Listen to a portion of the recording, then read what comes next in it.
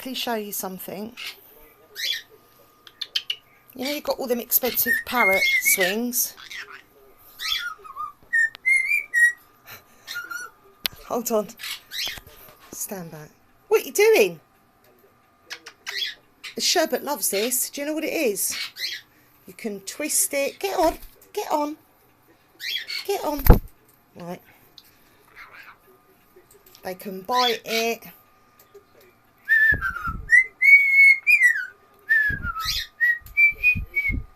All it is a plant holder. I got it from the charity shop. Washed it. You know, one of those ropey plant holders.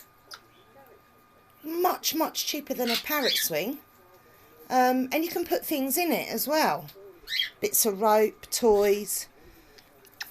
And he loves it. So that was just how to have a cheap Parrot swing, really. Brilliant. And that'd fit in a cage. And you can get even bigger ones as well. You agree, don't you?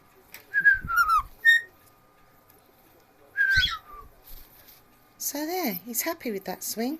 I just thought I'd let you know that because I thought that was a really good idea of mine. I don't normally come up with them that often. Say bye-bye.